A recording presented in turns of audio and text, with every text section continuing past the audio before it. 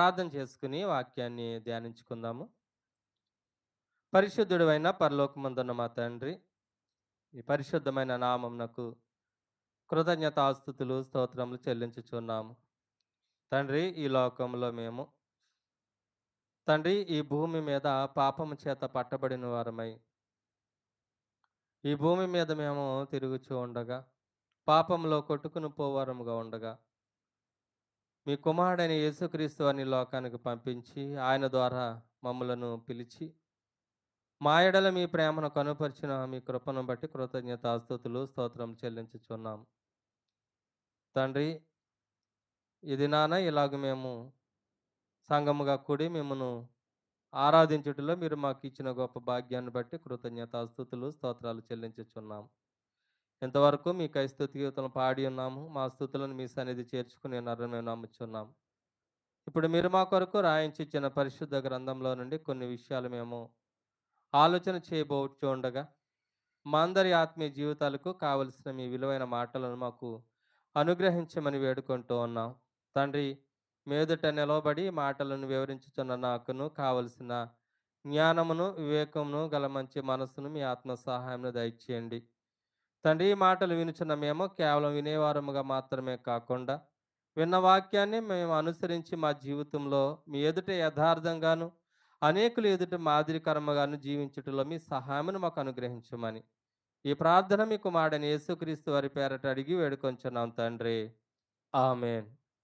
ప్రభునందు ప్రియమైన వాళ్ళారా, ఈరోజు మనము ఆలోచన చేయబోయేటువంటి అంశము లోక సంబంధివా, పరలోక సంబంధివా అనేటువంటి అంశాన్ని మనము ఆలోచన చేయబోతూ ఉన్నాం. లోక సంబంధి ఎప్పుడు కూడా ఈ లోకంలో ఉన్నటువంటి వాటి విలువను గూర్చియే మాట్లాడుతూ ఉంటారు. కానీ పరలోకమును గూర్చినటువంటి విలువ గాని, పరలోకము వెళ్ళిన తర్వాత మనకు అక్కడ కలగబోయేటువంటి మేలేంటి అనేటువంటి విషయం గాని, ఈరోజు ఈ భూమి మీద ఉన్నటువంటి మనుషులు ఎరుగని వారుగా జీవిస్తూ ఉన్నారు. అయితే ఈ భూమి మీద ఉన్నటువంటి వాటి యొక్క విలువ తెలుసుకున్నారా అంటే తెలుసుకున్నారు.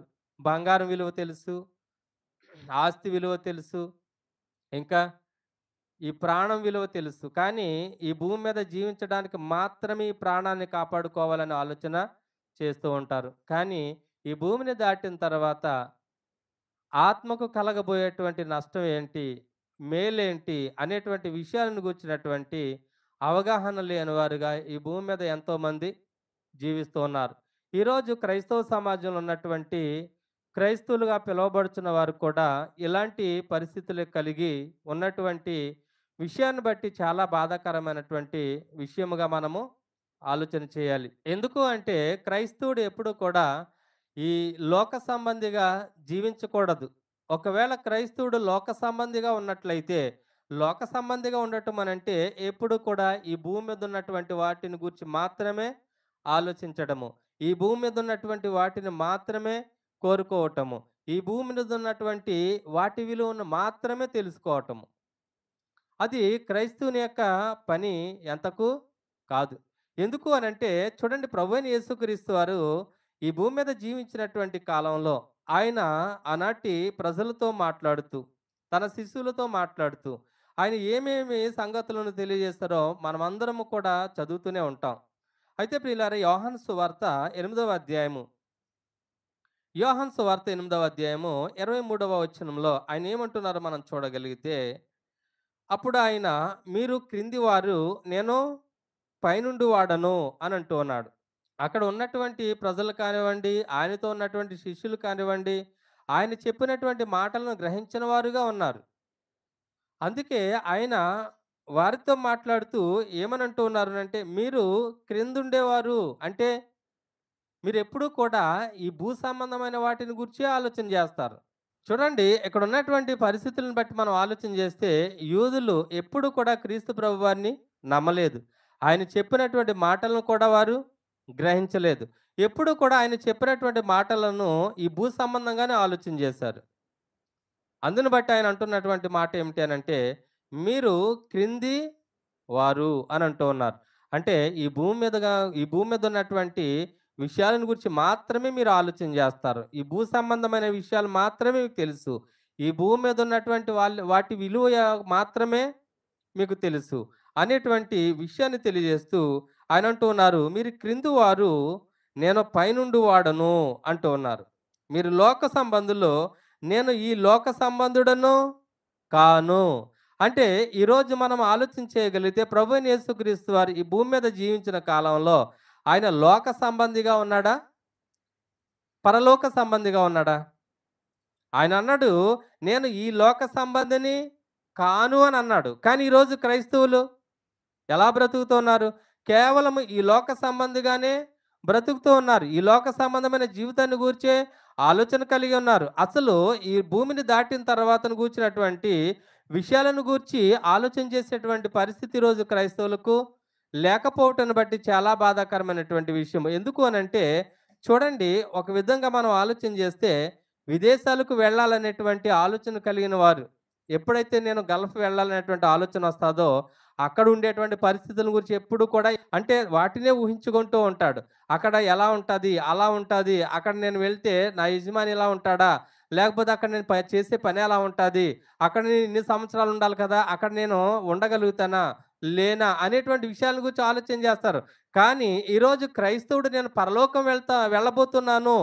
నేను పరలోకానికి వెళ్ళిపోతాను చనిపోయిన తర్వాత అని చెప్పుకునేటువంటి క్రైస్తవులు ఏం చేయటం లేదు అనంటే అసలు పరలోకంలో ఉన్నటువంటి ఆ విషయాలు ఎలా ఉంటాయి? అక్కడ పరిస్థితులేంటి? అక్కడ నాకు కలిగేటువంటి మేలేంటి? అందుకొరకు నేను ఈ భూమి మీద ఎలాగ జీవించాలి? అనేటువంటి ఆలోచన అనేది ఈరోజు క్రైస్తవులకి కలగటం లేదు. అందుకే ఈరోజు చాలామంది ఎలా ఉన్నారంటే లోక సంబంధులుగానే ఉన్నారు. ఈ లోకంలో ఉన్న వాటిని గూర్చి ఆలోచన చేసేవారుగానే ఉంటూ ఉన్నారు. వారి జీవితాలు అలాగనే గడుపుకుంటూ ఉన్నారు. కాబట్టి ఇక్కడ మనం ఆలోచన చేయగలిగితే ప్రభువైన యేసుక్రీస్తు వారు ఈ భూమి మీద జీవించిన కాలంలో ఆయన ఎప్పుడూ కూడా ఈ లోక సంబంధిలా జీవించలేదు. ఆయన అంటున్నాడు, మీరు క్రిందుండువారు, నేను పైనుండి వాడను. ఆయన భూమి మీదే ఉన్నాడు. కానీ ఆయన ఎలా ఉన్నాడు? పరలోక సంబంధిగానే జీవించాడు. ఈ భూమి మీద ఉన్న వాటిని గురించి ఆలోచన చేయలేదు. వాటి విలువను గురించి తెలుసుకోవాలని అనుకోలేదు.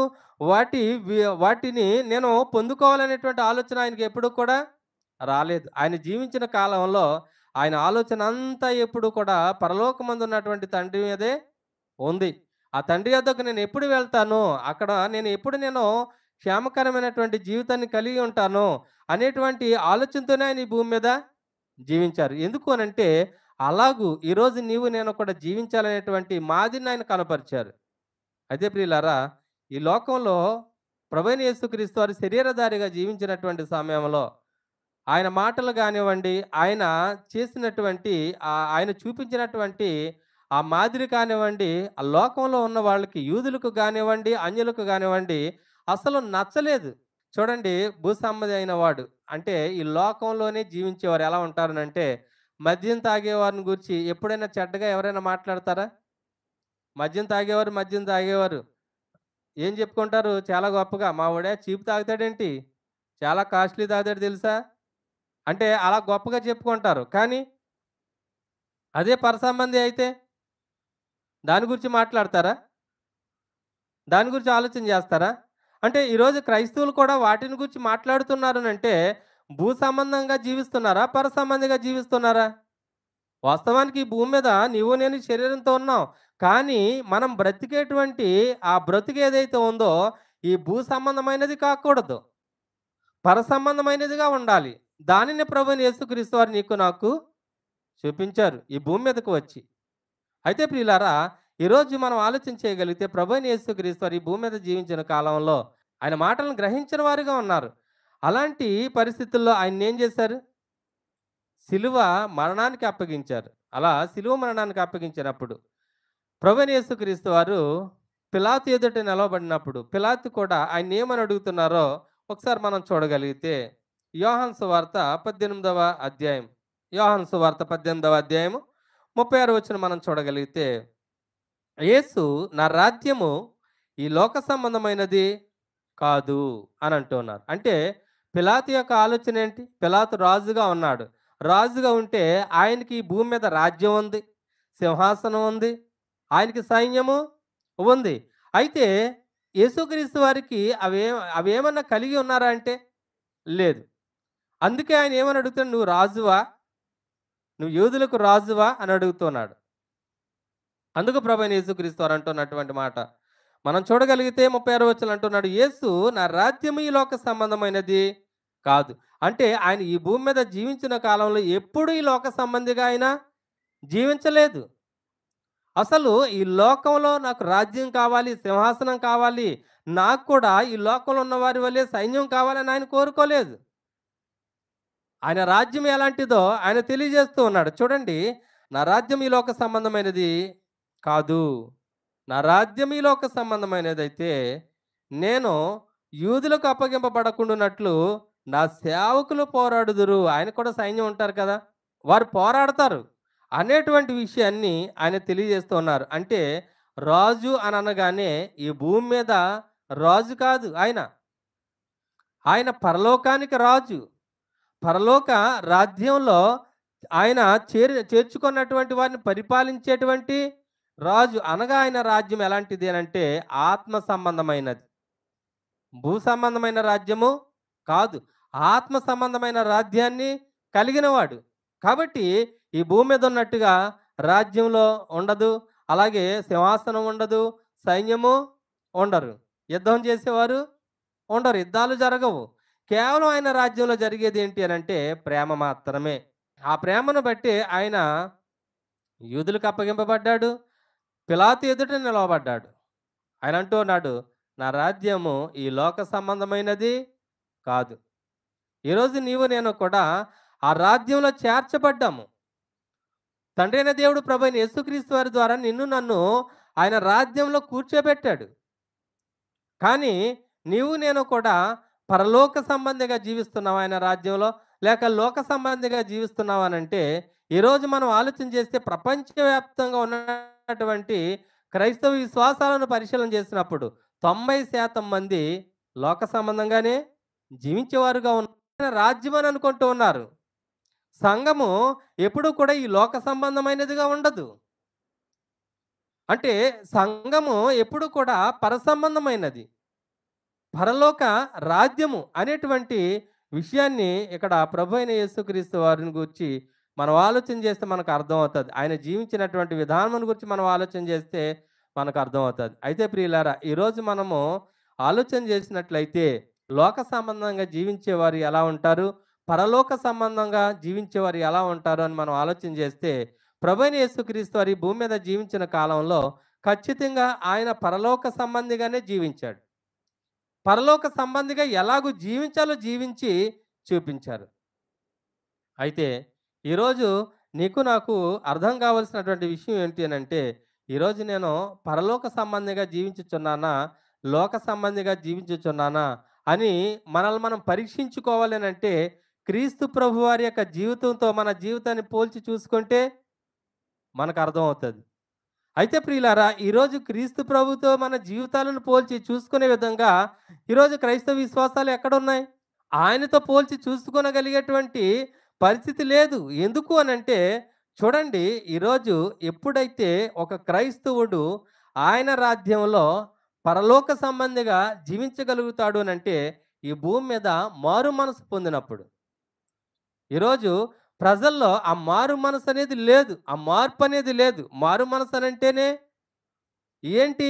ముందున్నటువంటి మనసుకు ప్రతిగా మరొక మనసు. ఆ మనసు ఎవరిస్తారు అనంటే దేవుడు. ఆ మనసును కలిగి మనం జీవించాలి. ఎప్పుడైతే మారు మనసు నీవు నేను కూడా కలిగి ఉంటామో అప్పుడు దేవుని ఎదుట నీవు నేను కూడా ఎలా జీవిస్తాం? పరలోక సంబంధిగా జీవిస్తాం గానీ ఈ భూ సంబంధిగా జీవించం. పరలోక సంబంధిగా జీవించే నీవు నేను కూడా ఈ భూ సంబంధమైనటువంటి విషయాల మీద మనసు పెట్టం. ఎప్పుడూ కూడా మన ఆలోచన అంతా ఎక్కడుంటది? పరలోకం మీదే ఉంటది. పరలోకంలోనే నేను ఎలా ఉంటాను? అక్కడ నాకు కలిగేటువంటి ఆనందం ఏమిటి? అనేటువంటి ఆలోచన అనేది కలిగిన వారంగా ఉంటాం. ఈరోజు మారు మనసు చెందిన మనిషి పరసంబంధమైన విషయాలను గురించే ఏం చేస్తాడు? ఆలోచన చేస్తాడు. కానీ ఆ మారు మనసు ఈరోజు ఎంతమంది కలిగి ఉన్నారు? ఆ మార్పు అనేది ఎంతమందిలో పరిపూర్ణంగా ఉంది? మనం ఆలోచన చేస్తే చూడండి, లూకా సువార్త 15వ అధ్యాయము 7వ వచనం మనం చూడగలిగితే చూడండి, ఆయన ఏమంటున్నారంటే అటువలే మారు మనసు అక్కర్లేని 99 మంది నీతిమంతుల విషయమై కలుగు సంతోషము కంటే, అంటే మారు మనసు పొందినటువంటి 99 మంది ఉంటారు కదా, ఆ 99 మందికి వలన కలిగేటువంటి సంతోషం కంటే, మారు మనసు పొందు ఒక్క పాపి విషయమై పరలోకమందు ఎక్కువ సంతోషము కలదు అని అంటున్నారు. ఎక్కువ సంతోషం కలుగుతదంట. అంటే ఈరోజు మనం ఆలోచన చేయవలసినటువంటి విషయం ఏంటి అనంటే, మారు మనసు పొందినటువంటి నీవు నేను కూడా లోక సంబంధంగా జీవిస్తున్నామా? పర సంబంధంగా జీవిస్తున్నామా? ఈరోజు నేను నీవు కూడా ఏది శాశ్వతం అని అనుకుంటున్నాం? ఈ లోకం శాశ్వతమైనదని అనుకుంటున్నామా? లేక పరలోకము శాశ్వతమైనదని అనుకుంటున్నామా? ఒకవేళ నీవు నేను కూడా పరలోకమే శాశ్వతమైన రాజ్యము, నిత్యము ఉండేటువంటి రాజ్యము అనేటువంటి మనం ఆలోచన కలిగి ఉంటే, ఖచ్చితంగా ఈ లోక సంబంధంగా జీవించలేము. ఈ లోకంలో ఉన్నటు వాటిని గురించి మనము ఆలోచించము. ఎప్పుడు కూడా మన ఆలోచన అంతా కూడా ఎక్కడుంటుందనంటే పరలోకం మీదే ఉంటాది. ఆనాడు ఈ భూమి మీద జీవించినటువంటి ప్రారంభ శతాబ్ద క్రైస్తవుల గురించి మనం ఆలోచన చేస్తే, యేసుక్రీస్తు ప్రభువారితో ఉన్నటువంటి అపోస్తలుల గురించి మనం ఆలోచన చేస్తే, వారి యొక్క జీవితాలు ఎలా ఉన్నాయంట? ఎప్పుడు కూడా వారు భూ సంబంధంగా ఆలోచన చేయలేదు. వారి ఆలోచన అంతా కూడా ఎప్పుడు పరలోకం మీదే ఉండేది. ఎప్పుడు మేము అక్కడికి వెళ్తాము? ఎప్పుడు మేము మా ప్రభువుని చూస్తాము అనేటువంటి ఆలోచనతోనే ఉండేది. ఈరోజు ఉన్నటువంటి క్రైస్తవులు వెళ్ళేలోపు ఈ భూమి మీద నేను ఏదో ఒకటి సాధించాలని అనుకుంటూ ఉన్నారు. చూడండి, ఈరోజు మనం ఆలోచన చేయగలిగితే పరసంబంధి ఎప్పుడూ కూడా మారు మనసు పొంది పరలోక సంబంధిగా జీవించగలిగేటువంటి ప్రతి ఒక్కరు కూడా ఎలా ఆలోచన చేస్తారనంటే, వారు చేసేటువంటి ప్రార్థన కూడా ఎలాంటిదై ఉంటది? ఎవరికి చేస్తారు ప్రార్థన? ఈ భూమి మీద ఉండగా కూడా ఎవరిని అడుగుతారు? ప్రార్థన అంటేనే అడగటం. ఎవరిని అడుగుతారు? పరలోకమందున్న తండ్రినే అడుగుతారు. చూడండి, మనం ప్రార్థన చేయడం ప్రారంభించినప్పుడే ఎలా చేయాలనేటువంటి విషయాన్ని ప్రభువైన యేసుక్రీస్తు వారు తెలియజేస్తూ మత్తయి సువార్త 6వ అధ్యాయము ఆయన ఏమని తెలియజేస్తారు అంటే, ప్రభువైన యేసుక్రీస్తు వారు తెలియజేసినటువంటి విషయము, మీరు అడగవలసింది ఎవరిని? ఈ భూమి మీద ఉన్నటువంటి మనుషులనా? ఈ లోకం సంబంధులనా? లేక పరలోకమందు ఉన్నటువంటి తండ్రినా? అనేటువంటి విషయాలను తెలియజేస్తూ చూడండి, ఆయన అంటున్నటువంటి మాటలు మనం చూడగలిగితే మత్తయి సువార్త 6వ అధ్యాయము 9, 10 వచనాలు. కాబట్టి మీరు ఇలాగూ ప్రార్థన చేయుడి, పరలోకమందున్న మా తండ్రి. అంటే పర సంబంధి అయిన వాడు ఎప్పుడు కూడా ఆలోచన ఎక్కడుంటది? పరలోకమందున్నటువంటి తండ్రి మీద, తండ్రి అయినటువంటి దేవుని మీద మాత్రమే ప్రేమ కలిగి ఉంటాడు. ఏదైనా అవసరమైతే ఎవరిని అడుగుతారు? అందుకే దావీదు గారు అంటారు, మనుషులను నమ్ముకొనుట కంటే, రాజులను నమ్ముకొనుట కంటే ఎవరిని ఆశ్రయించటం మేలు? ఈ భూమి మీద జీవించినటువంటి జీవితంలో మనుషులను కాదు ఆశ్రయించవలసింది. మనుషులను కాదు నమ్ముకొనవలసింది. ఈ భూమి మీద ఉన్నటువంటి ఆస్తి, ఐశ్వర్యము, బంగారము, వెండి వాటిని కాదు మనం నమ్ముకొనవలసింది. పరలోకమందున్నటువంటి తండ్రిని మనము ఆశ్రయించే వారముగా ఉండాలి. అందుకే ఆయన ప్రార్థన చేయటం నేర్పించినప్పుడు మీరు ఎలా అడగాలి? పరలోకమందున్న మా తండ్రి అంటే, నీకు ఈ భూమి మీద ఏది అవసరమైనా కూడా ఇచ్చేది ఎవరు అనంటే పరలోకమందున్న తండ్రి మాత్రమే ఇస్తాడు. ఆయన ఇచ్చేదే మేలైనది నీకు. ఈ భూమి మీద నీవు ఎన్నుకున్నది నీకు నాకు మేలు చేయదు. ఈ భూమి మీద నీవు నేను కోరుకున్నది మేలు చేయదు. పరలోకమందున్న తండ్రి ఏదైతే నీకు నాకు అనుగ్రహిస్తాడో అది మాత్రమే నీకు నాకు మేలు. నీ జీవితంలో, నా జీవితంలో ఆత్మ సంబంధంగా బ్రతకటానికి సహాయపడేది ఏంటి అనంటే పరలోకమందున్న తండ్రి నీకు నాకు అనుగ్రహించిందే. అయితే ప్రియులారా, ఈరోజు మనిషి ఎలా ఆలోచన చేస్తూ ఉన్నాడనంటే, ఈ భూమి మీద వెతుకుతూ ఉన్నాడు. నాకేం దొరుకుతుంది, నాకేం కలుగుతుంది అనేటువంటి విషయాలని ఈ భూమి మీద మాత్రమే ఏం చేస్తున్నాడనంటే ఆలోచన చేస్తున్నాడు. పరసంబంధి అయిన వాడు ఖచ్చితంగా ఎవరిని అడుగుతాడు అంటే పరలోకమందు ఉన్నటువంటి తండ్రిని మాత్రమే అడుగుతాడు. ఆయన మాత్రమే అడుగుతాడు. ఆయన నుండి మాత్రమే సహాయాన్ని పొందుతాడు. అలాగే ఈరోజు మనం ఆలోచన చేయగలిగితే రెండో విషయం ఏమిటి అనంటే, పరసంబంధి ఎక్కడ ధనం కూర్చుకుంటాడు? ఈ భూమి మీద, పరలోకంలోన? లోక సంబంధి ఎప్పుడు కూడా ఈ భూమి మీద ధనాన్ని కూర్చుకొని అనుకుంటూ ఉంటాడు. ఈ భూమి మీద ధనాన్ని కూర్చుకునేటువంటి క్రమంలో ఆయన చేసేటువంటి అన్యాయాలు, అక్రమాలు, మోసాలు ఇవన్నీ కూడా ఆలోచన చేస్తే ఎలా ఉంటాయి? కేవలం భూ సంబంధంగానే ఉంటాయి. అంటే ఈరోజు ఎన్నో మోసాలు చేసి, అన్యాయాలు చేసి, అక్రమాలు చేసి, ధనాన్ని కూడగొట్టుకుంటే ఆ ధనం ఏమైనా ప్రయోజనాన్ని కలుగజేస్తదా? ఈ భూమి మీద ఉన్నటువంటి మనుషులకు ఆ ధనము ప్రయోజనం అనేది కలుగజేయదు. ఖచ్చితంగా ఆ ధనం వలన మేలనేది కలగదు అనేటువంటి విషయాన్ని ప్రభువైన యేసుక్రీస్తు వారు తెలియజేస్తూ ఆయన ఏమంటున్నారంటే ఇదే మత్తయి సువార్త 6వ అధ్యాయము 20వ వచనం మనం చూడగలిగితే ఆయన అంటూ ఉన్నారు, పరలోకమందు మీ కొరకు ధనమును కూర్చుకొనుడి. అచ్చట చిమ్మెట అయినను తుప్పైనను దానిని తినివేయదు. దొంగలు కన్నమ వేయరు, దొంగిలరు. చూడండి, ఇక్కడ మనం ఆలోచన చేయగలిగితే ఈ భూమి మీద ధనాన్ని కూర్చుకుంటే ఆ ధనాన్ని దొంగలు ఏం చేస్తారు? కన్నం వేసి దొంగిలిస్తారు. అదే పరలోకంలో ధనాన్ని కూర్చుకుంటే అంటే ఈరోజు ప్రభువైన యేసుక్రీస్తు వారు తెలియజేసినటువంటి విషయాన్ని గురించి మనం ఆలోచన చేస్తే పరసంబంధి అయిన వాడు ఎప్పుడు కూడా ఈ భూమి మీద ధనాన్ని కూర్చుకోవడానికి ప్రయాసపడడు. ఈ భూమి మీద ధనాన్ని సంపాదించడం వెనుకే పరుగులు పెట్టడు. పరలోకంలో ధనాన్ని సంపాదించుకోవడానికి పరుగులు పెడతాడు అనేటువంటి విషయము ఇక్కడ తెలియజేస్తూ ఉన్నారు. అంటే పరసంబంధి అయిన వాడు ఎప్పుడూ కూడా ఏం చేస్తాడంట? పరలోకమందు మీ కొరకు ధనం కూర్చుకొనుడి, అతడు చిమ్మెటైనను తుప్పైనను దానిని తినివేయదు, దొంగలు కన్నం వేసి దొంగిల్లరు. ఈ భూమి మీద ధనాన్ని సంపాదించుకుంటే ఆయన అంటున్నాడు 21వ వచనంలో, నీ ధనం ఎక్కడుండునో అక్కడనే నీ హృదయము ఉండును.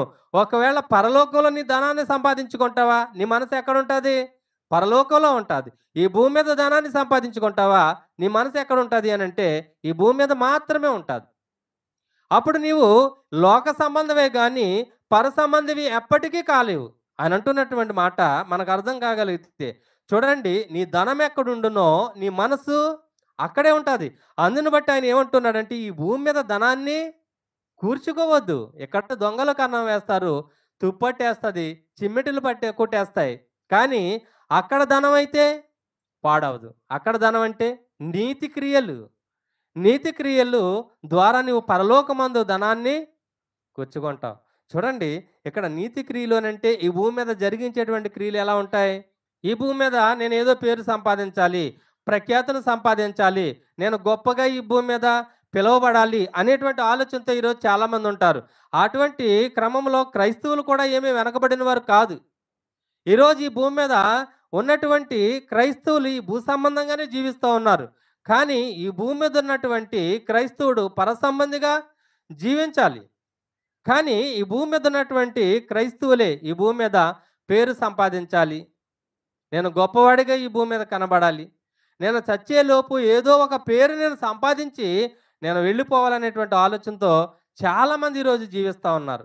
కానీ ఈ భూమి మీద పేరు సంపాదించడం కాదు, ఈ భూమి మీద ప్రఖ్యాతులు సంపాదించడం కాదు, ఈ భూమి మీద నువ్వు గొప్పగా బ్రతికావని చెప్పుకోవడం కాదు.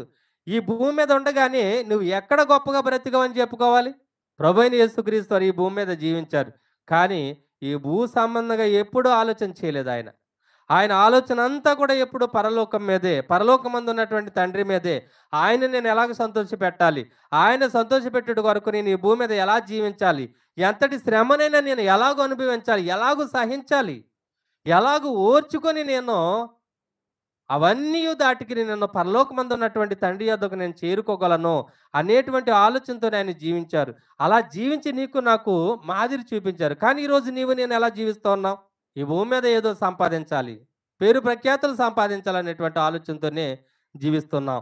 అయితే ప్రియులారా, లూకా సువార్త 10వ అధ్యాయం మనం చూడగలిగితే ఆయన అంటున్నటువంటి మాటను బట్టి లూకా సువార్త 10వ అధ్యాయము 20వ వచనము, ఆయనను దేవులు మీకు లోబడుచున్నవని సంతోషింపగా. ఇక్కడ సందర్భం ఏంటి అని అంటే ప్రభువైన యేసుక్రీస్తు వారు 70 మంది శిష్యులను సువార్త ప్రకటించడానికి ఆయన పంపించినప్పుడు ఇక్కడ లూకా సువార్త 10వ అధ్యాయం మనం చూడగలిగితే మొదటి వచనం ఉంటుంది.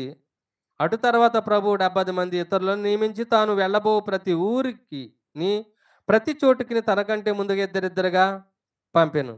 చూడండి, మీరు తోడేళ్ళ మధ్యకి వెళ్తూ ఉన్నారు, చాలా జాగ్రత్తగా ఉండాలి. దెయ్యాల మీద అధికారం ఇస్తూ ఉన్నాను, మీకు అందరి మీద కూడా మీకు ఏం చేస్తున్నాను, అధికారం ఇస్తున్నాను. అధికారం ఇచ్చి పంపించినప్పుడు ఆ 70 మంది కూడా వెళ్ళి వారు వచ్చి ఏమంటున్నారు అంటే, వారు వచ్చి చెబుతున్నటువంటి మాట మనం చూడగలిగితే ఆ 70 మంది శిష్యులు సంతోషముతో తిరిగి వచ్చి, ప్రభువా, దెయ్యములు కూడా నీ నామము వలన మాకు లోబడుచున్నవని చెప్పగా, నీ నామమును బట్టి మాకేమో లోబడుతూ ఉన్నాయి, దెయ్యాలు లోబడుతూ ఉన్నాయి అని చెప్పగా, ఈరోజు కూడా చూడండి చాలామంది దేవుని సేవకులమని చెప్పుకుంటూ ఈ భూమి మీద మేము దెయ్యాలను వెళ్ళగొడతాము, మేము అద్భుతాలు చేస్తాము, సూచక్రియలు చేస్తాము అని ఊరికి కూడా ఏం చేస్తారని అంటే ఫంక్షన్ హాల్ తీసుకుని మీటింగులు పెడతారు. పేర్లు పెట్టి పిలుస్తారు. అందులో ఈ మధ్య కాలంలో బాగా ట్రోల్ అవుతున్నటువంటి ఆయన ఎవరనంటే అమ్మ తేజ.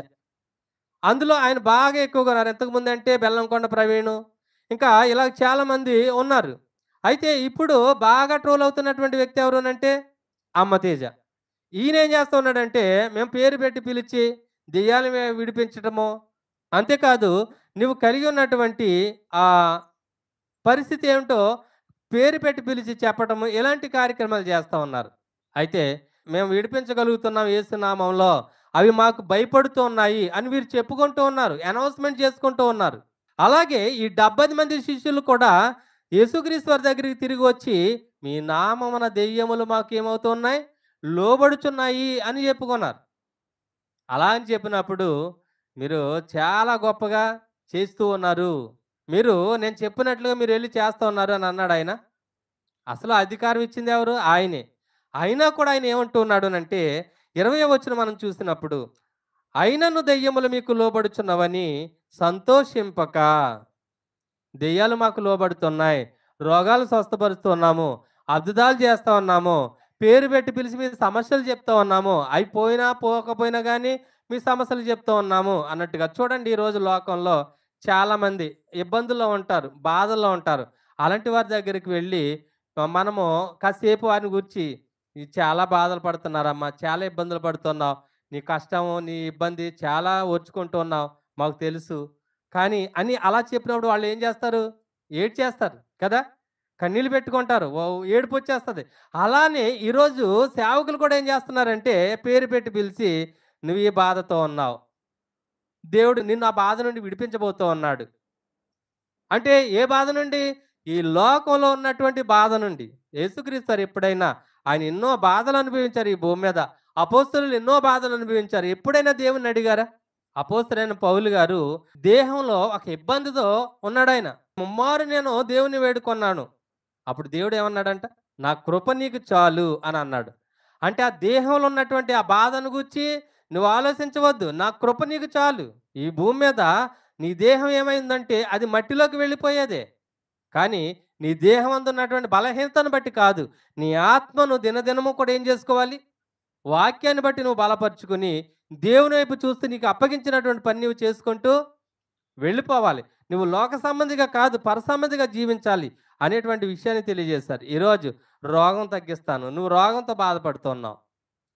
నీకు ఇబ్బందులున్నాయి, అప్పులున్నాయి. నువ్వు చాలా చచ్చిపోవాలనుకున్నావు కదా! అని ఇలాగ అడుగుతూ ఉంటే పాపం వాళ్ళు ఏడ్చేస్తూ ఉంటారు. ఎప్పుడైనా సరే అలా బాధలు ఉన్న వాళ్ళ దగ్గరికెళ్ళి వాళ్ళ బాధ గురించి మాట్లాడితే ఖచ్చితంగా వాళ్ళు ఏడుస్తారు. "నువ్వేం పర్వాలేదు. నువ్వు ధైర్యంగా ఉండు" అని చెప్తే, "చూడండి అప్పులున్నాయి. నువ్వేమన్నా డబ్బులిస్తావా వాళ్ళకి? అప్పులు తీరుస్తావా?" ఎవరు తీర్చారని చెప్తారు? దేవుడు తీర్చేస్తారని చెప్తారు. మంచిదే. కానీ వాళ్ళ యొక్క ఆత్మ కలిగి ఉన్నటువంటి పరిస్థితి ఏంటి? అసలు అప్పులెందుకు చేశారు? అప్పులైపోవడానికి గల కారణం ఏంటి అసలు? నీకు తెలుసా? నువ్వు అప్పుల్లో ఉన్నావని చెప్తున్నావు. అప్పులైపోవడానికి గల కారణం ఏంటి? ఏం చేసి అప్పులైపోయాడు? ఇష్టానుసారంగా తిరిగి అప్పులైపోయాడా? విలాసాల కోసం అప్పులు చేసి అప్పులైపోయాడా? అసలు ఎలా అప్పులైపోయాడు? నీకు తెలుసా? కానీ దేవుడు నీ అప్పులు తీర్చేయబోతున్నాడని చెప్తున్నావు. వాళ్ళ ఆ మాటను బట్టి నా అప్పులు తీర్చేస్తారు. ఈ లోకంలో నేను ఏ బాధ లేకుండా బ్రతుకుతాను అని అనుకుంటున్నారు. కానీ నువ్వెప్పుడైనా నీకు అప్పులున్నప్పటికీ, నీ దేహంలో రోగం ఉన్నప్పటికీ, నువ్వు వాటిని నువ్వు పట్టించుకోకుండా దేవుడు నీకు సహాయం చేస్తాడు ఖచ్చితంగా. కానీ నువ్వు జీవించవలసిందేంటంటే పరలోకమందున్నటువంటి తండ్రికి ఇష్టంగా నీవు ఈ భూమి మీద జీవించాలి అని చెప్పగలుగుతావా? అలా చెప్తే వస్తారేంటి? హైదరాబాద్‌లో మీటింగ్ పెడుతున్నాం, విజయవాడలో పెడుతున్నాం, అమలాపురాన్ని ఎడతున్నాం, కాకినాడలో ఎడతున్నాం, విశాఖపట్నాన్ని పెడుతున్నాం అంటే వస్తారేంటి పరుగులు పెట్టుకుని? నువ్వు దేవునికి ఇష్టంగా బ్రతుకు. దేవుడు నీ యొక్క క్రియలు ఏవైతే ఉన్నాయో వాటిని దేవుడు చూస్తా ఉన్నాడు. ఆయన దృష్టి నీ మీద ఉంది. నీ హృదయాన్ని పరిశీలిస్తా ఉన్నాడు. నీవెలాంటి ఆలోచన కలిగి ఉన్నావు, నీవెలాంటి క్రియలు కలిగి ఉన్నావో ఆయన చూస్తా ఉన్నాడు. వాటి వలన నువ్వు భూ సంబంధంగా జీవిస్తున్నావు గానీ, పర సంబంధివి మాత్రము కాలేవు. కానీ వాటిని సరిచేసుకొని నువ్వు పర సంబంధిగా బ్రతుకు. అప్పుడు మాత్రమే దేవుడు నిన్ను దీవిస్తాడు అని చెప్పగలిగితే ఎంతమందొస్తారు? ఈరోజు మనం ఎలాంటి మాటలు చెప్తేనే మన దగ్గరికే ఎవరు రారు. అంటే మంచి చెప్పేవాడి దగ్గరికి ఎవరు రారు. కానీ సొల్లు మాటలు చెప్పి, సోదులు చెప్పే వాళ్ళ దగ్గరికి మాత్రము వస్తారు. చూడండి పూర్వకాలంలో పెద్దలు ఏం చేసేవారంటే, ఆ బుట్ట ఒక ఆమె వచ్చి సోది చెప్తానమ్మా, సోది చెప్తాను అని వచ్చేటప్పటికి అమ్మ రామ్మని కూర్చోబెట్టుకొని ఆమెకి బియ్యం ఎట్టో లేకపోతే డబ్బులు ఇచ్చో బట్టలు ఇచ్చో ఆ సోది చెప్పించుకునేవారు. ఏం చెప్పేదామె? ఈరోజు ఆమెకి నీకు ఏమి తేడా లేదు. ఈరోజు నేను అనుకుంటున్నావు. ఈరోజు నువ్వు అనుకుంటున్నది ఏంటంటే, నేను ఎంతో మందికి సేవ చేసేస్తున్నాను. దేవుడు నాకు ఈ అవకాశం ఇచ్చాడని అనుకుంటున్నావు. కానీ నువ్వు సోది చెప్తూ తిరుగుతూ ఉన్నావు. దానివల్ల ఉపయోగం ఏమీ లేదు. సోది చెప్పేవాళ్ళ దగ్గరికెళ్ళి సౌలు ఏమయ్యాడు? ఇజ్రాయెల్ మీద రాజుగా నియమించబడినటువంటి రాజు సౌలు ఏమైపోయాడు? అంటే ఈరోజు నీకు అర్థమవుతుందా ఏం చేస్తున్నావో? ఈరోజు మీకు అర్థమవుతుందా? ప్రియ సహోదరులారా, మీకు అర్థమవుతుందా ఏం చేస్తా ఉన్నారు?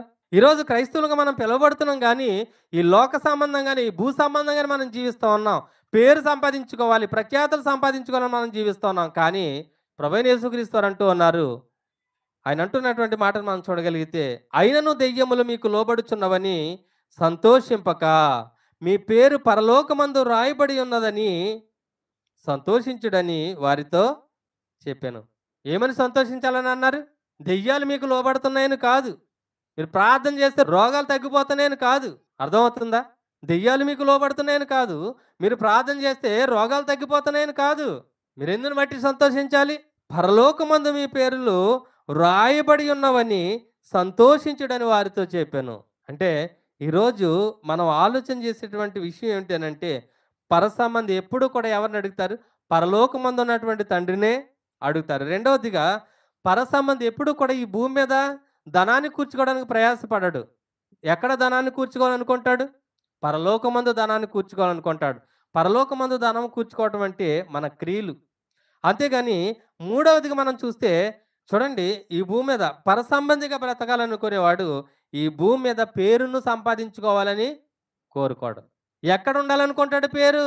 పరలోకమందు ఉన్నటువంటి జీవ గ్రంథంలో నా పేరు ఉండాలని కోరుకుంటాడు. అంతేగాని ఈ భూమి మీద నా పేరు ప్రఖ్యాతులు కలిగి ఉండాలి, నేను గొప్పగా ఈ భూమి మీద చెప్పుకోవాలని గూర్చి అని అనుకోడు.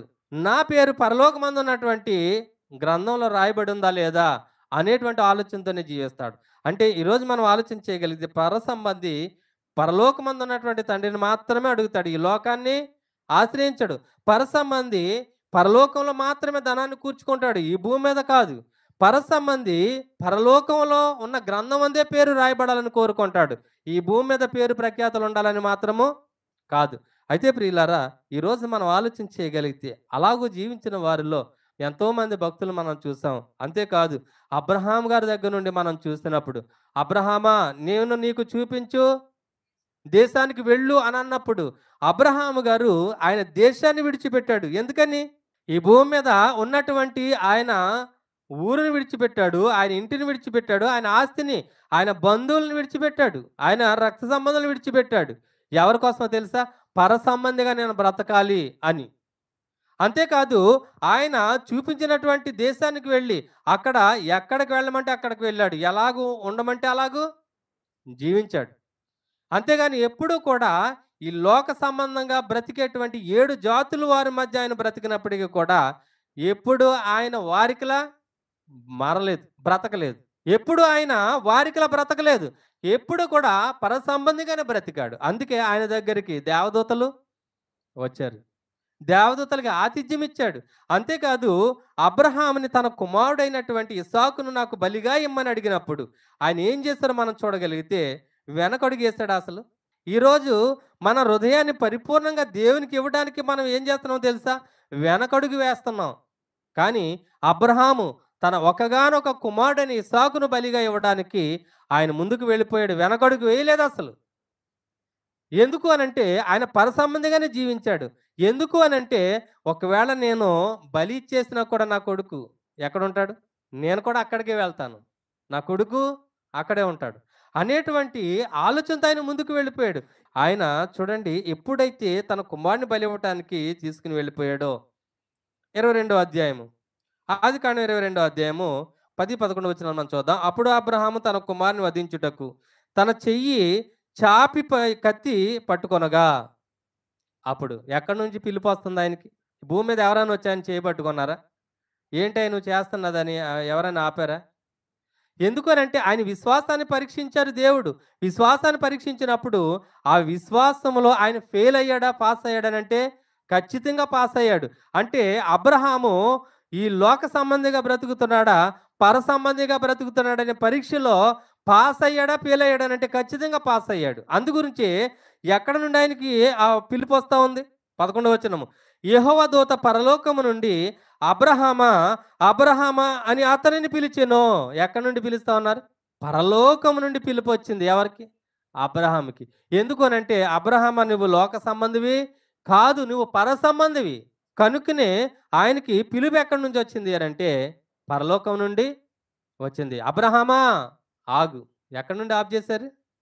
పరలోకం నుండి ఆయన్ని ఆపారు. చూడండి, ఈ లోకంలో ఎవరు వచ్చి ఆయన్ని ఆపలేదు. యెహోవా దూత పరలోకం నుండి అబ్రహామా, అబ్రహామా అని అతను పిలిచెను. అందుకు అతడు చిత్తము ప్రభువా అనెను. అప్పుడు ఆయన, ఆ చిన్నవాని మీద చెయ్యి వేయకుము, అతనిని ఏమియు చేయకుము. నీకు ఒక్కడై ఉన్న నీ కుమారుని నాకియ్య వెనుదీయలేదు గనుక నీవు దేవునికి భయపడు వాడువని ఇందువలన నాకు కనబడుచున్నదా నేను. ఆయన పరీక్షించినప్పుడు ఆయన ఎవరికి భయపడుతున్నాడు?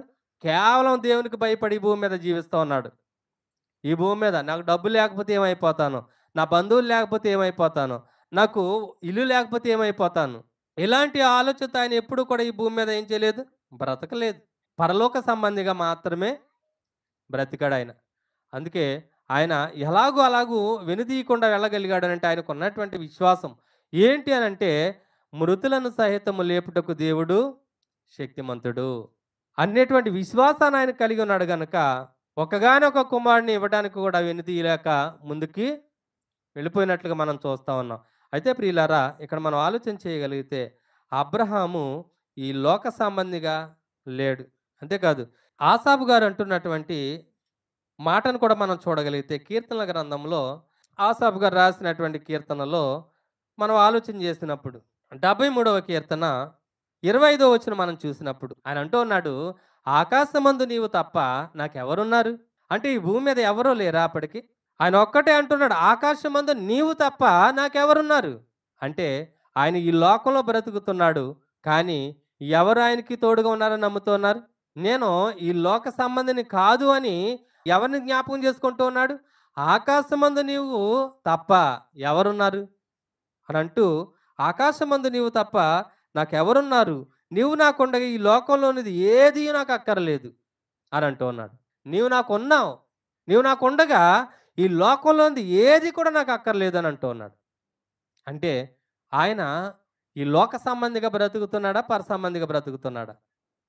ఈ లోకంలో బ్రతకాలని కోరుకుంటున్నాడా? పరలోకంలో బ్రతికేటువంటి వ్యక్తిగా కనబడుతున్నారు ఆసాఫ్ గారు.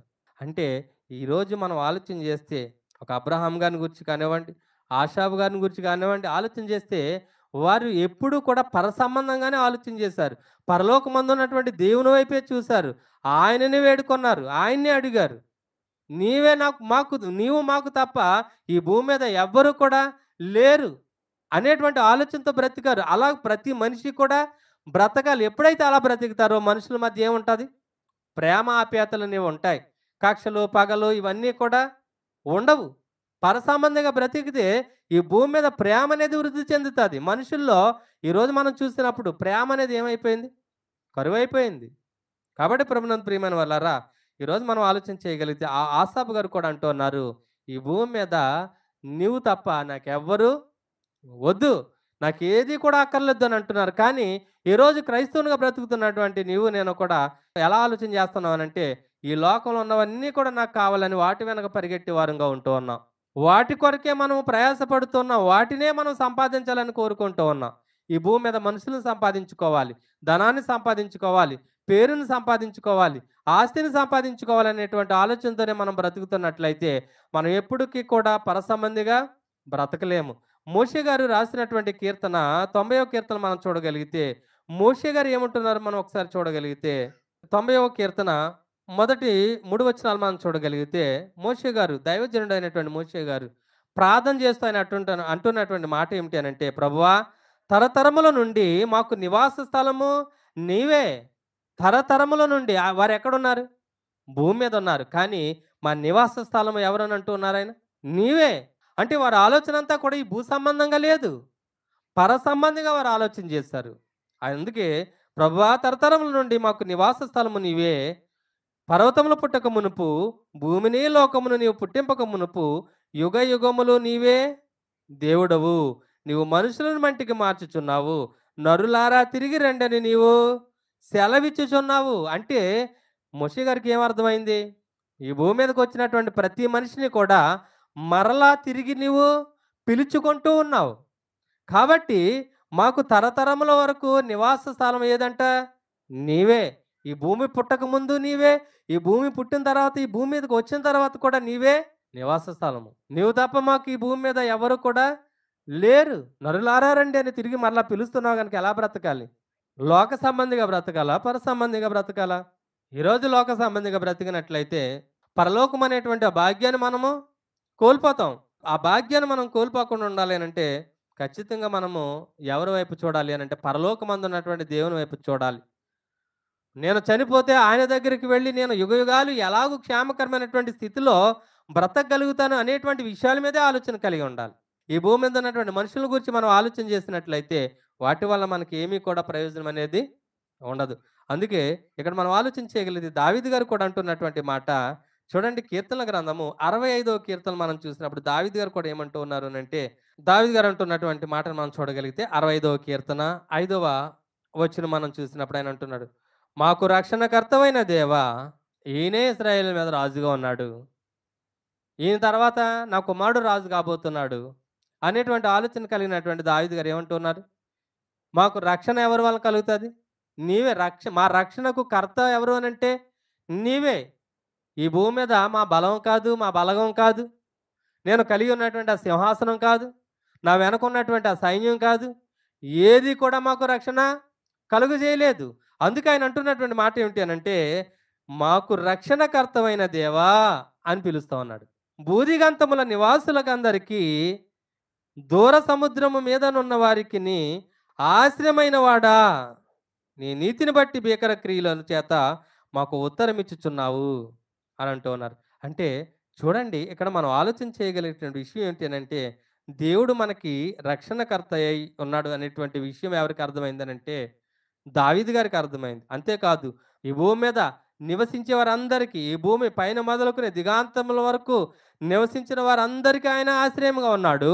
సముద్రం మీద ఉన్నవారికి ఆశ్రయమై ఉన్నాడు. చూడండి, సముద్రం మీద ఉన్నవారికి అనంటే ఎంతోమంది సముద్ర ప్రయాణంలో ఉంటారు. ఏమండి? మత్స్యకారులు సముద్రం మీద వేటలకు వెళ్తారు. ఎంతోమంది సముద్రం మీద ఉన్నారు. వాళ్ళందరికీ కూడా ఆశ్రయమైన వాడు ఎవరు అనంటే దేవుడే. ఈ భూమి మీద ఏది కూడా మమ్మల్ని రక్షించలేదు. నీవే మాకు రక్షణకర్తవై ఉన్నావు అనేటువంటి విషయాన్ని తెలియజేస్తూ ఉన్నారు. అయితే ప్రియులారా, దావీదు గారి యొక్క ఆలోచన కూడా ఎలా ఉంది అనంటే, ఎవరు రక్షణకర్త అనంటే దేవుడు మాత్రమే. అంటే దావీదు గారు కూడా ఈ భూ సంబంధంగా ఆలోచన చేయటం లేదు. ఆయనకున్న అధికారాన్ని బట్టి, ఆయనకున్నటువంటి బలాన్ని బట్టి, బలగాన్ని బట్టి ఎప్పుడు కూడా నాకు క్షేమం అని అనుకోలేదు. ఎవరి వలన క్షేమం అనంటే పరలోకమందు ఉన్నటువంటి తండ్రి వలన మాత్రమే క్షేమము అనేటువంటి ఆలోచనతోనే దావీదు గారు కూడా ఏం చేస్తూ ఉన్నారు? ఈ భూ సంబంధిగా బ్రతకటం లేదు. లోక సంబంధిగా లేడాయన. పర సంబంధిగానే ఆయన ఆలోచన చేస్తూ ఉన్నాడు, బ్రతుకుతూ ఉన్నాడు. అంతేకాదు క్రొత్త నిబంధన కాలానికి మనం వచ్చినప్పుడు, క్రొత్త నిబంధన కాలంలో బ్రతికినటువంటి ఏ భక్తుల్లో రోమపత్రిక 14వ అధ్యాయము 7, 8 వచనాలు మనం చూడగలిగితే, అపోస్తులైన పౌలు గారు రోమాలో ఉన్నటువంటి సంఘానికి పత్రిక రాస్తూ ఆయన ఏమంటూ ఉన్నారు అంటే 7వ వచనము, మనలో ఎవడను తన కోసమే బ్రతుకక. చూడండి, మనలో ఎవడను కేవలం నీ కోసం నీవు బ్రతకక అంటూ ఎవడను తన కోసమే చనిపోడు. అంటే ఈరోజు మనుషులు భూమి మీద ఈ భూ సంబంధంగా బ్రతికేవారు ఎలా బ్రతుకుతారు? నా కోసం నేనే బ్రతుకుతున్నాను, నా కోసమే, సెల్ఫిష్ అని అంటారు కదా. అంటే సెల్ఫిష్గా బ్రతుకుతూ ఉంటారు. అంటే ఈరోజు ఈ భూమి మీద నేను, నా జీవితము, నేను తప్ప మరి ఎవరు ఎలాగపోయినా నాకు అనవసరం. అయితే ఇక్కడ పౌలు గారు అంటున్నటువంటి మాట ఏమిటంటే, మనలో ఎవడును తన కోసమే బ్రతుకుడు, ఎవడును తన కోసమే చనిపోడు. అపోస్తలుడైన పౌలు గారు అంటున్నారు, మనము బ్రతికినను ప్రభువు కోసమే బ్రతుకుచున్నాము. అంటే ప్రభువు కోసం బ్రతకటం అని అంటే ఈరోజు ఈ భూమి మీద లోక సంబంధిగా బ్రతకటం కాదు, పర సంబంధిగా బ్రతకటం, పరలోక సంబంధిగా బ్రతకటం. అందుకని మనం బ్రతికినను ప్రభువు కోసమే బ్రతుకుచున్నాము, చనిపోయినను ప్రభువు కోసమే చనిపోవచ్చున్నాము. కాబట్టి మనము బ్రతికినను చనిపోయినను ప్రభువు వారమై ఉన్నాము. ఈరోజు ఈ భూమి మీద జీవించుచున్నటువంటి నీవు నేను కూడా మారు మనసు పొంది బాప్తిసం ద్వారా సంఘంలోనికి చేర్చబడినటువంటి నీవు నేను కూడా దేని కొరకు బ్రతుకుతున్నాము? నా కొరకు నేను, నీ కొరకు నీవు బ్రతుకుతున్నామా? లేక ప్రభువు కొరకు బ్రతుకుతున్నామా? ఒకవేళ మనం చనిపోవలసి వస్తే ఎవరి కొరకు చనిపోతాం? మన కొరకు మనమే చనిపోతామా?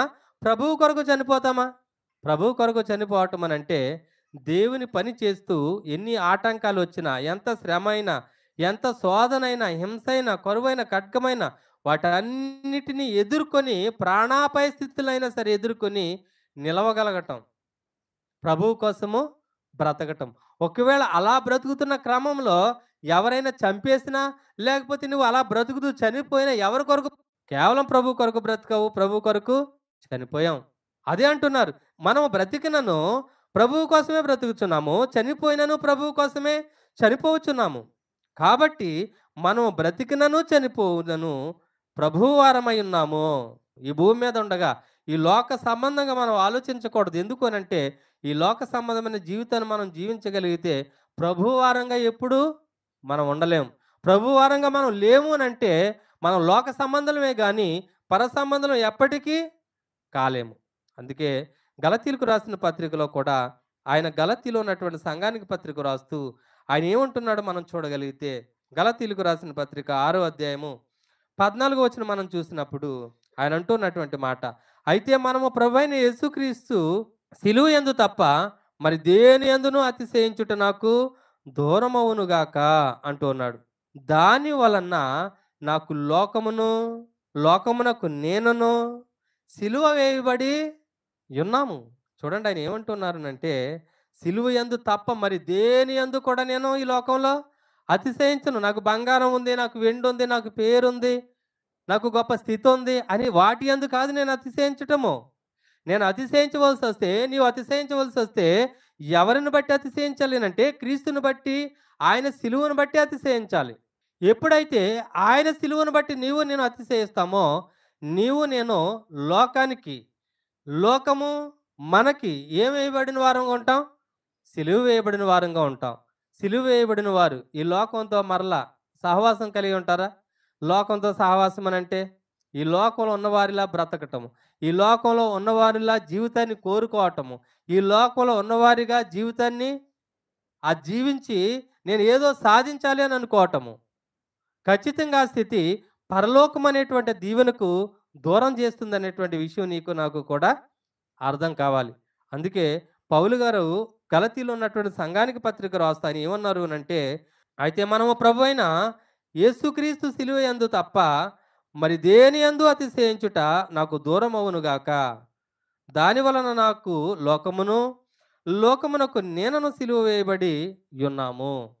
దాని వలన అంటే సిలువ యందు అతిశయం వలన నేను లోకానికి సిలువ వేయబడ్డాను, లోకము నాకు సిలువ వేయబడింది. అంటే ప్రభువైన యేసుక్రీస్తు వారు సిలువ వేయబడిన తర్వాత ఎక్కడ జీవించారు ఆయన? ఈ లోకాన్ని విడిచి అంటే ఈ భూమిని దాటి పరలోకమందున్నటువంటి దేవుని యొద్దకు వెళ్ళారు. అంటే లోకంతో సిలువ వేసుకున్నటువంటి వ్యక్తి ఎక్కడ బ్రతుకుతున్నాడని అర్థం? ఆయన రాజ్యంలో బ్రతుకుతున్నాడు. అనగా సంఘంలో బ్రతుకుతున్నాడు. సంఘంలో బ్రతుకుతున్నాడు అంటే ఆయన పరలోక సంబంధిగా ఉన్నాడా? భూ సంబంధిగా ఉన్నాడా? ఎప్పుడైతే తాను లోకానికి సిలువ వేసుకుంటాడో ఖచ్చితంగా ఈ లోక సంబంధిగా బ్రతకలేడు. ఆయన కేవలము పరలోక సంబంధిగా మాత్రమే బ్రతకగలుగుతాడు.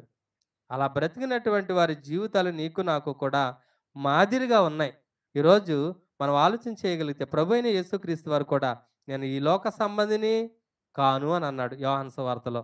ఒకసారి మనం చూడగలిగితే యోహాను సువార్త 17వ అధ్యాయము ఆయన ఏమని ప్రార్థన చేస్తారో మనం చూడగలిగితే పిలాతు ఎదుట ఆయన అన్నటువంటి మాట, నేను లోక సంబంధిని కాను అని అన్నాడు. అంతేకాదు ఆయనతో ఉన్నటువంటి శిష్యులను గురించి కూడా ఆయన ఏమని ప్రార్థన చేస్తున్నారు దేవునికి?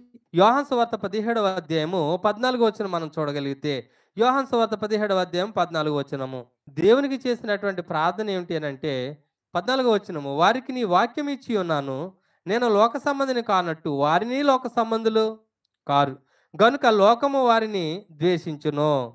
లోకం ఏం చేస్తుందంట?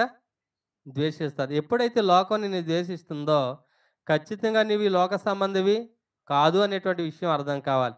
అంటే ఈ లోకంలో చాలామంది నన్ను ద్వేషిస్తున్నారు అని అనుకోవచ్చు. చాలామంది ద్వేషిస్తారు. ఎందుని బట్టి అంటే మన ప్రవర్తన సరిలేక.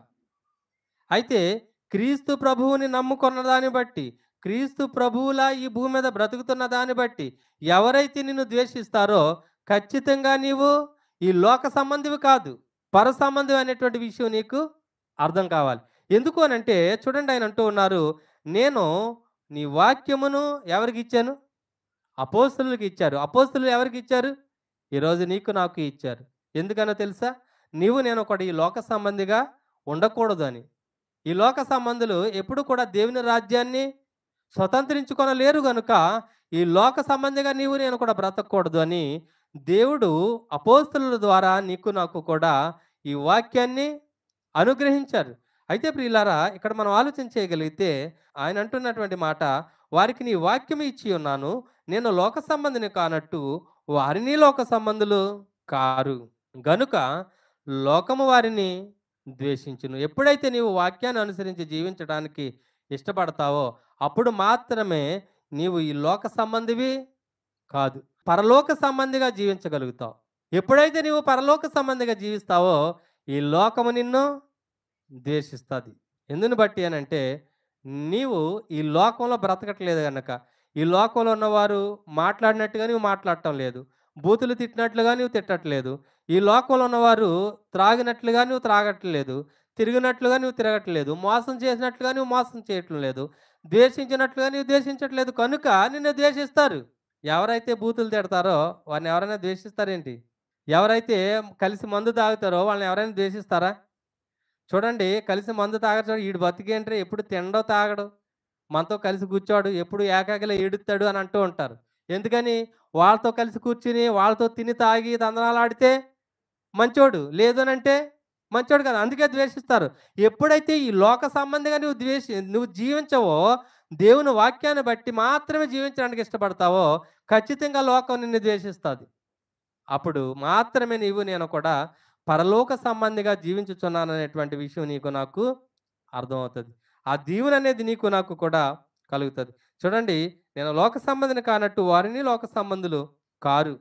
ఎందుకు కారు అనంటే నీ వాక్యాన్ని వారికి ఇచ్చాను. ఆ వాక్యమందు వారిని స్థిరపరచు. ఎప్పుడైతే వాక్యమందు స్థిరపరచబడతామో ఖచ్చితంగా లోక సంబంధిగా మనము జీవించలేము.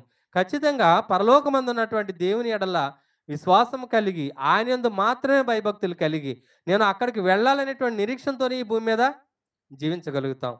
ప్రతి మనిషి కూడా పరసంబంధంగా బ్రతకాలని నేర్పించుట కొరకు ప్రభువైన యేసుక్రీస్తు వారు ఈ భూమి మీదకి వచ్చి ఆయన ఈ లోక సంబంధిగా బ్రతకకుండా పరసంబంధిగా బ్రతికి అందరికీ మాదిరిని చూపించి వెళ్ళాడు. ఈరోజు ఆయన జీవించినటువంటి జీవితం నీకు నాకు మాదిరి. ఈరోజు ఆయన మాట్లాడినటువంటి మాటలు నీకు నాకు మాదిరి. ఈరోజు ఆయన వేసినటువంటి అడుగులు నీకు నాకు మాదిరి. ఈ లోకంలో ఉన్నటువంటి ప్రతి మనిషికి కూడా మాదిరి. ఈ మనుషులు బ్రతికినట్లుగా నీవు నేను కూడా బ్రతకకుండా పరలోకమందు ఉన్నటువంటి తండ్రి అయిన దేవుని యొక్క కుమారుడైన యేసుక్రీస్తు వారు ఈ భూమి మీద ఎలాగూ బ్రతికి ఈ భూమిని దాటి వెళ్ళారో తండ్రి అయిన దేవుని యొద్దకు, అలాగే నీవు నేను కూడా ఈ భూమి మీద పరలోక సంబంధిగా క్రీస్తు వలె బ్రతికి ఆయన వెళ్ళినటువంటి చోటికి నీవు నేను కూడా వెళ్ళడానికి ప్రయాసపడేవాడిగా ఉండాలి అని ప్రేమపూర్వకంగా ఈ మాటల ద్వారా మిమ్మల్ని హెచ్చరిస్తూ నన్ను నేను హెచ్చరించుకుంటూ ఇంతవరకు ఈ మాటలు ఓపికతోన మీ అందరికీ ప్రభువైన యేసుక్రీస్తు వారి నామంలో వందనాలు తెలియజేస్తూ ఈ మాటలు ముగిస్తున్నాను. అందరికీ వందనములు.